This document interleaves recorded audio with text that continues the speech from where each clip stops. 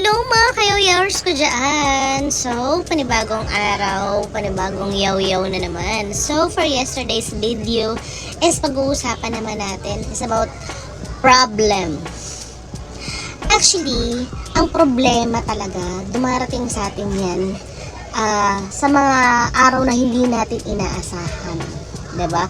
Ako talaga totally mga kayaw-yawers, takot akong maging masaya. Or may mga times na puro happy-happy lang, sunod-sunod yung araw na masaya-saya ka. Kasi, sure ako na merong darating na araw na malulungkot na naman ako, magkakaproblema na naman ako. Tapos, kapag nagkaproblema ako, sunod-sunod talaga as in. Iba-iba eh.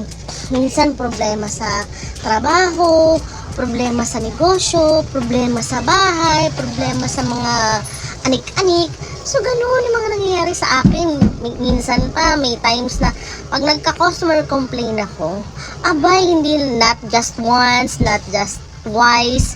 Talagang ang dami. Sabi ko, talagang ngayon lang, hindi ba pwedeng sa ibang araw naman? Talagang bang kokota ako ngayon sa problema? Hindi ba po pwedeng one at a time? So, hindi siya ganoon, mga kayaw-yawers. Yung problema natin, dumarating yan sa araw na hindi natin inaasahan, sa hindi natin napaghahandaan. So, ako, ang ginagawa ko talaga, sinusolve ko kung ano yung problema ko, kung ano yung resolutions ko, kung sa mga problems ko. Or kaya, sometimes yung ginagawa ko, inaantay ko na lang lumipas. Alam mo yun, kasi diba, katulad ng mga issues, etc. So, alam niyo yung mga bigla-biglang nagkakaroon ng mga chismis. Eventually, magugulat ka na lang din yung problema, parang namatay na lang, nawala na lang, no? So, hindi lahat ng problema is may solusyon.